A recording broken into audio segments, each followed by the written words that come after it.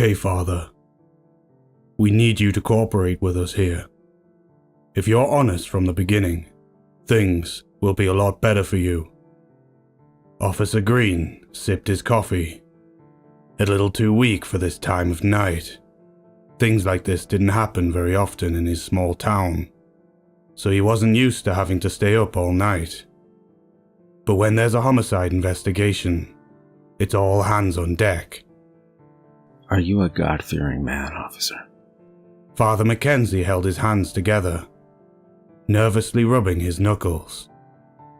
Not sure what that has to do with anything, but no, not particularly. Officer Green leaned back in his chair, his spine aching. We're not going to get anywhere with this guy, he thought. Then you'll never believe me. But I'm not worried. God knows that I'm a good man and I've done nothing wrong. Officer Green took another sip of his coffee, longer this time. He needed some time to think about what to say next. He hadn't done many interrogations during his time on the force, and most of them ended with a confession in about 5 minutes. This one, he could tell, was going to be a bit more difficult. Well, if you've done nothing wrong, why don't you just tell me what happened? What time did you arrive at Mr. Young's house? I arrived at his house around 6 p.m. And did he invite you over? Yes. Why? This is going to take all night. If I'm only going to get one-word answers from this guy, he thought, leaning forward and resting his elbows on the table. It would probably be best if you heard it from Eric Young himself. All right, smartass. What are you talking about? That guy is dead. I received a letter in the mail from him a few days ago. It's in my car. I think it would be best if you just read that. Officer Green paused for a moment. He wasn't totally thrilled with the idea of following orders from a suspected murderer. But what else was he supposed to do? This interrogation was going nowhere. Nowhere fast, at least. He put his palms down on the table, hitting it with more force than he intended. Obviously, a little exasperated from the events of the night. He pushed his tired body up and left the room. About an hour had passed before Officer Green returned with the letter. 4 pages, all sealed with individual plastic baggies. It was really the only hard evidence they had so far. He returned to his seat, across from the father, not saying a word to him. With another sip of his now cold coffee, he settled in for a read. Dear Father Mackenzie, it's been a while since I last went to church. About 20 years or so, probably. But I need your help now. I'm not proud of what I've done, but it really didn't seem to hurt anyone in the beginning. I was really doing more good than harm. I should explain. I've been a ghost hunter for about 10 years now, but I don't really hunt ghosts. I just go into people's houses, use my fancy equipment to look legitimate, and tell them there's nothing to worry about. No ghosts here. They thank me, they pay me, I leave. If they continue to insist, then I burn some stuff, put some crosses up, yell some bullshit like, "Whatever spirits are here, please leave." Then they thank me, they pay me, I leave. Simple. I know I'm a fake, but at least people's minds are put at ease, and they just go on with their lives. I know there's no such thing as ghosts, but some people's imaginations just run wild, and they need someone to calm them down. That's my job. For 10 years now, I've been doing this job without incident.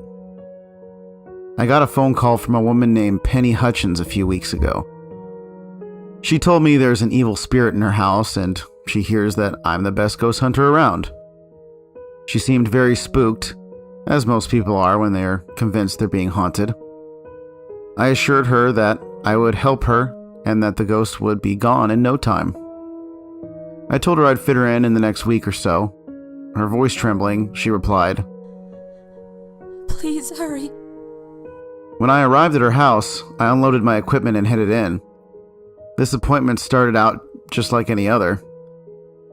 I discussed my rates with her, and she was eager to pay any amount if I could just help her.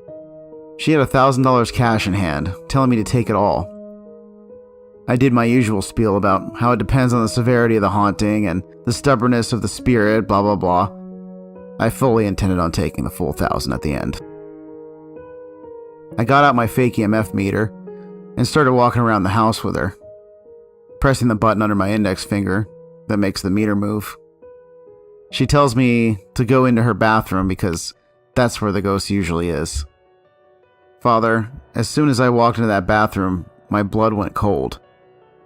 Partially from fear, and partially due to the actual temperature of the room. I could see my breath.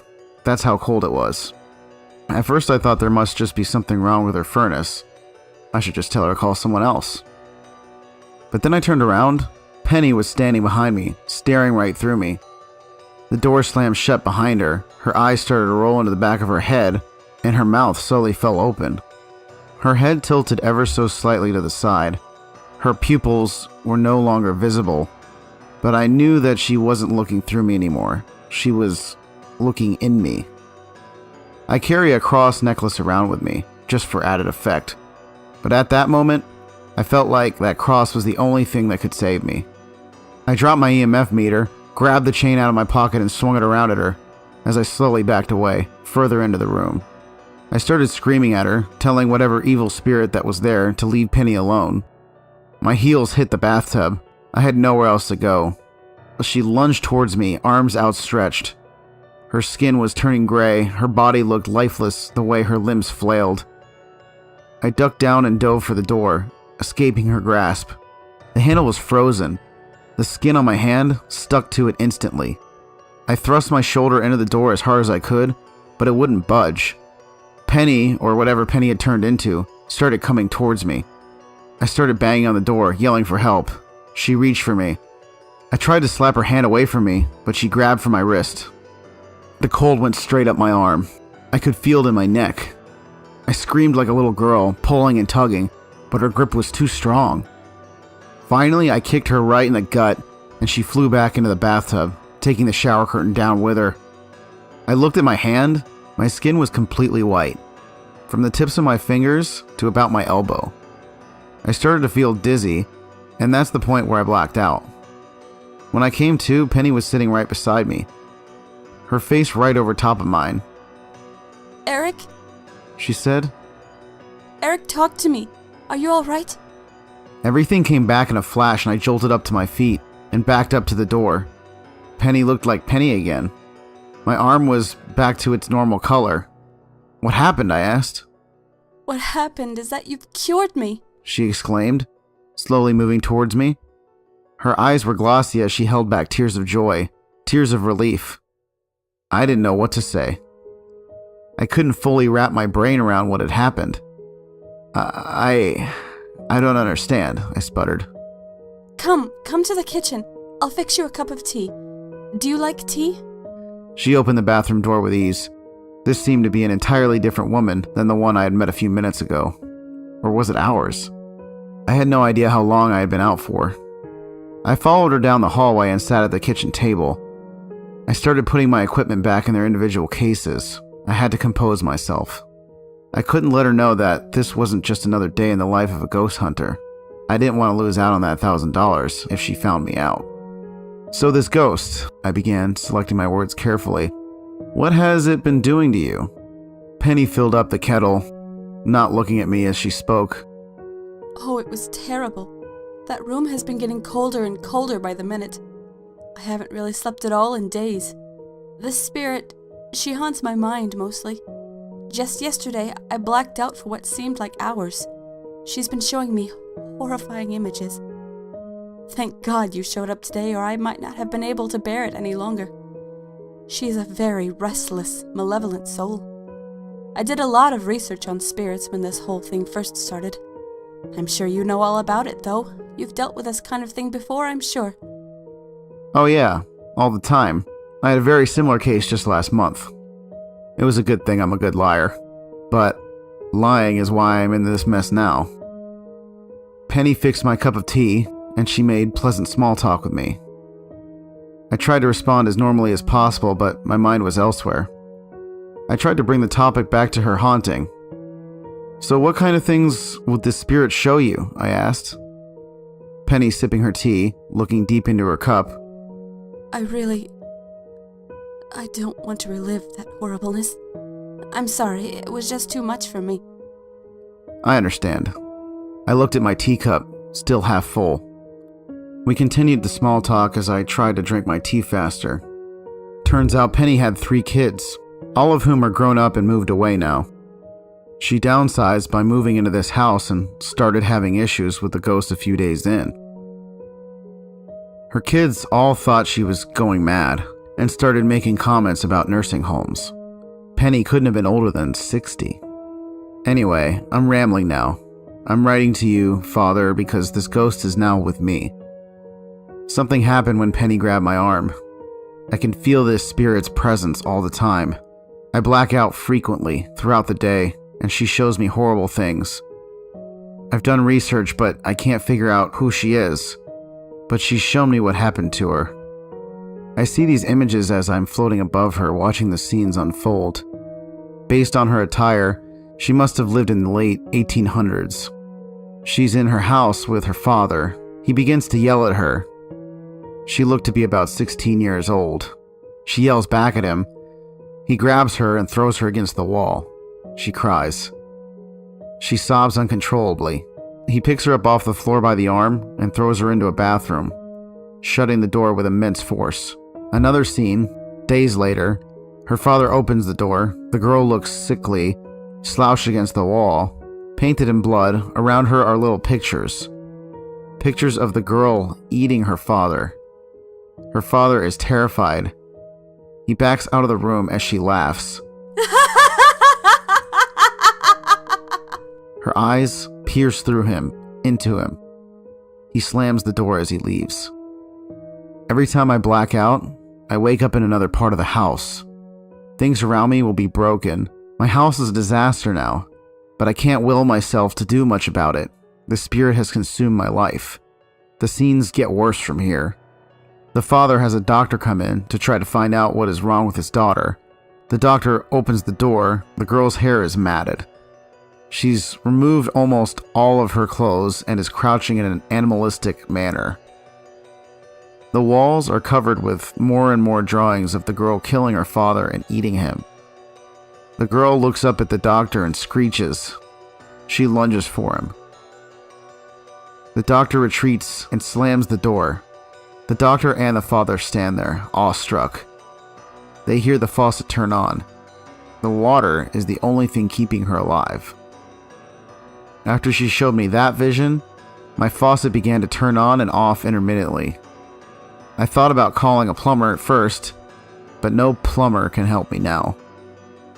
The next time the father opens the door, the girl is completely naked. Her foot has been severed at the ankle, but her foot is nowhere in the room. She looks up at her father. Her eyes look dead, completely devoid of life. Daddy, She says, her voice toneless. help me. She reaches her hand out to him for a moment, then puts it down on the bloody floor. She begins to pull herself across the tiles towards him, her head tilted up the whole time. Her father stands his ground for a moment, but can't take it. He slams the door again. The girl screams in agony. When I came to after that vision, I found myself with bite marks around my ankle. Some points were deep enough to break the skin. All I do now is sit in my room, waiting for the faucet to turn on, waiting to black out again. I can hear her voice in my head sometimes. Help me, she says. I'm worried I'm starting to go mad. I'm worried she's going to bite my foot off, or that I'll bite my own foot off. I need your help, Father. I don't want to get anyone else involved. I know Penny passed the spirit on to me when she touched me, and I don't want anyone else to suffer the same fate. I would have called out during one of my blackouts. I broke the phone. I can't go out because I'm afraid I'll touch somebody and pass her spirit on to them. I know I'm a bad person. I know I've done wrong, but I don't think I deserve this torment. If this is God's way of punishing me for stealing people's money, then I want to apologize. I need you to come to my house so that I can confess my sins before it's too late. Please hurry. Sincerely, Eric Young. Officer Green placed the last page back in its bag. Father Mackenzie had been staring at him the entire time as he read. Officer Green met his gaze. You expected me to believe that this guy was being haunted by a ghost? No. I never expected you to believe it. But that is the true story. Officer Green shook his head. This is ridiculous, he proclaimed. He gathered up the papers in the bags and left the room. Are you hearing this bullshit? Officer Green asked his partner, Warren, who had been behind the two-way mirror. Just got a call from Tony. He says we need to come down to the crime scene. Warren, Officer Perry, had been on the force for about 20 years. 10 or so years longer than Officer Green. But even he had never had a case like this. Eric Young's house was a disaster zone. Picture frames shattered. The couch was overturned, and the smell of rotting food was almost unbearable. The smell of rotting flesh had not yet kicked in, but it wouldn't be long. Eric was still fairly young, no older than 35 years. He had no wife and no children. His mother had died when he was young, and his father lived across the country. No siblings. Nor did he make many friends in his ghost hunting profession. Officer Green and Officer Perry entered the crime scene for the second time that night. They had been the first ones to respond to Father Mackenzie's 911 call. The body had not been moved yet.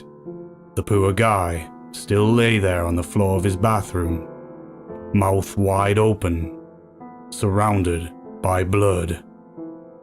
The most disturbing part of the scene was his eyes, or lack thereof.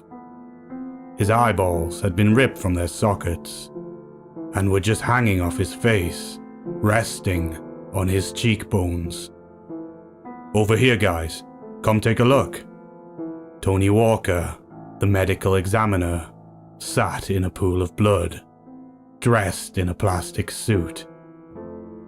We can't just look from here, Officer Green asked. He wasn't overly squeamish, but he also had never seen anything this gruesome before.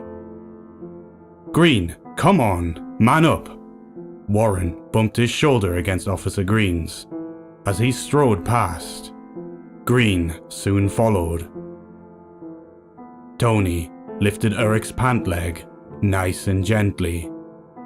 Oh my God, Warren breathed, bringing his hand to his mouth. Both completely frostbitten, but this one. Tony rolled up the other pant leg. This one has almost been severed off. With what? Green stuttered. He was fairly certain he knew the answer, but felt the need to ask anyway. He still held on to a shred of hope that Tony would say a knife, or even a spoon. Teeth. The guy was gnawing his leg off, with his own teeth. Weird, eh?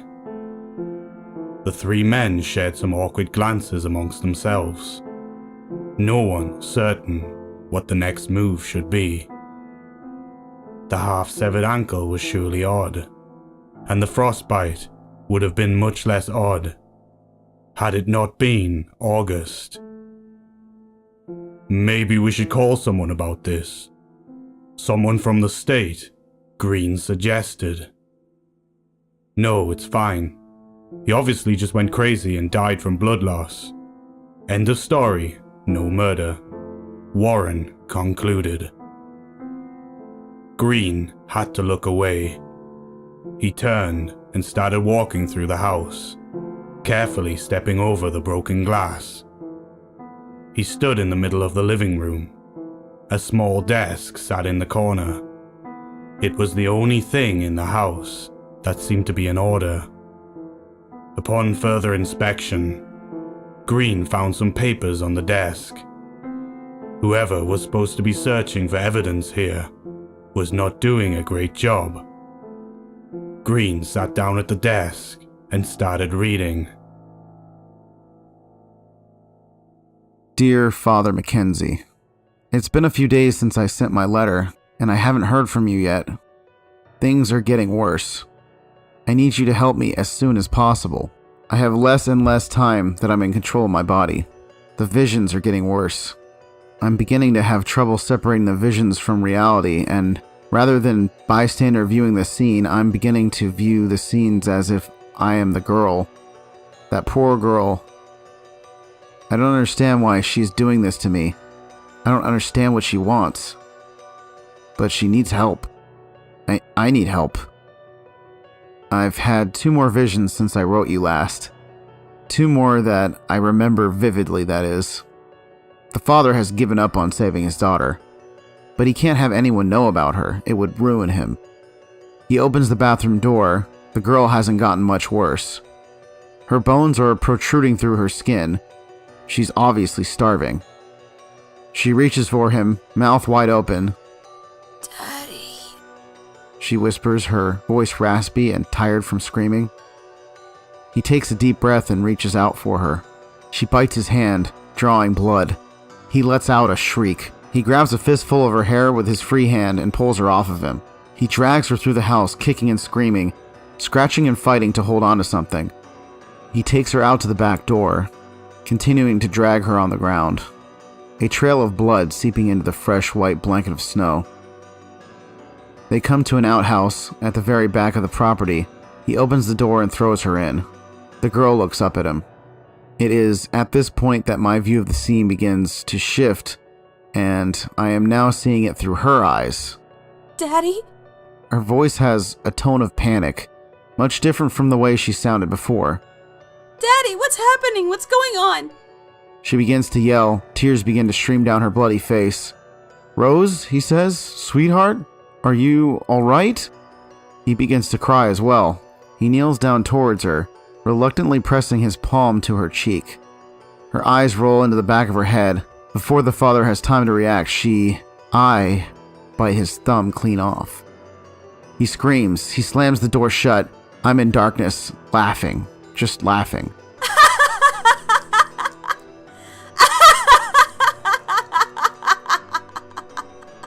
I've tried to do more research and find out who Rose was, but nothing has come up. My computer is now shattered, so I guess I'll never know. I thought that maybe if I knew more about her, I would be able to help her, but that hope is lost. It is getting more and more difficult to write. I can feel Rose in my mind beginning to take over my thoughts. She is taking over my actions. She has shown me another vision. I hope this is the last one. I can't bear to explain it. I have more bite marks all around my fingers and more around my ankle. My bones are cold. I haven't eaten in days. Please, Father, please help me. I don't know if I can bear to see any more of what she is showing me. I need you to get her out of me. Please, hurry. This letter wasn't signed at the bottom. He never really got a chance to finish it. Green took a deep breath. What is that? Warren peered over his shoulder. It's another letter, more gibberish about a ghost. I guess you're right. He did go crazy. Officer Green and Officer Perry returned to the station. Officer Perry immediately went to the coffee pot to get another one started. Officer Green went to his desk first. He searched for all open cases between 1850 and 1920. There were 2 about a girl named Rose, but he knew exactly which case he was looking for.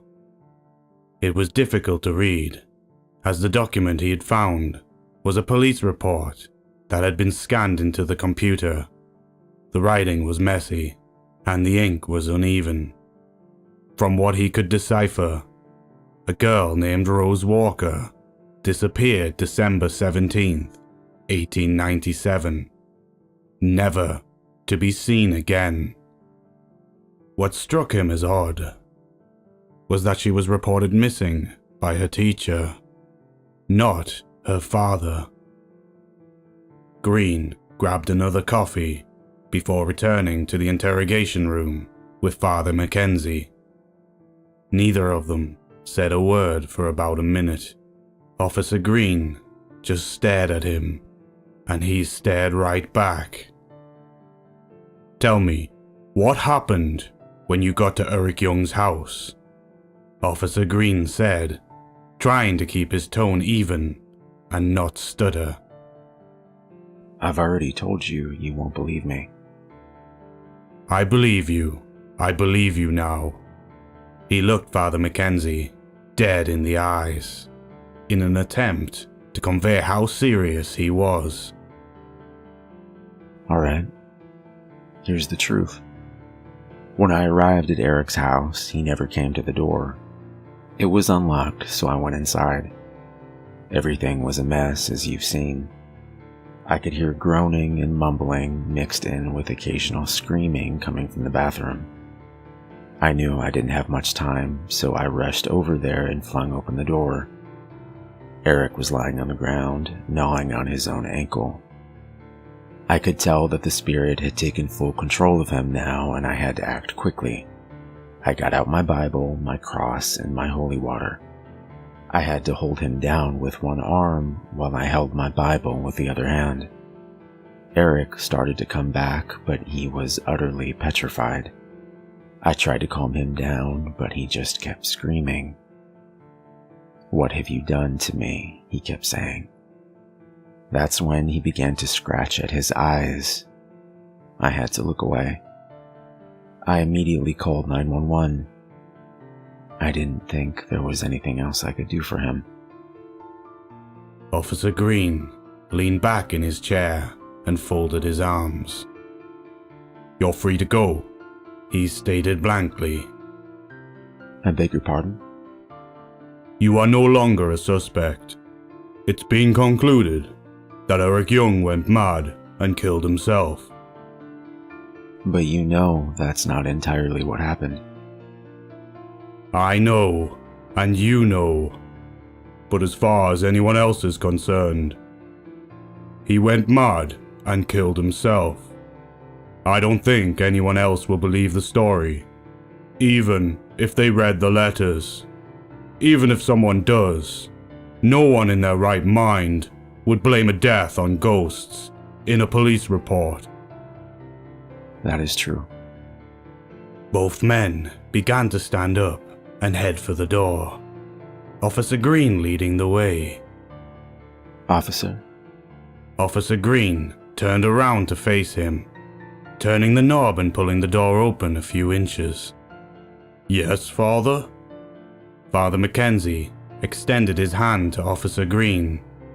Officer Green smiled slightly, pressing his lips together. He reached out to shake his hand. I'm sorry, officer. Green's eyes widened as Father Mackenzie quickly grabbed onto his hand. He tried to pry his hand off of him, finger by finger, but his grip was too tight. Father Mackenzie stared right into Green's eyes. Tears began to well up. Green's hand began to get cold. His fingers started to turn white. Numbness began to creep up his wrist. I'm so sorry.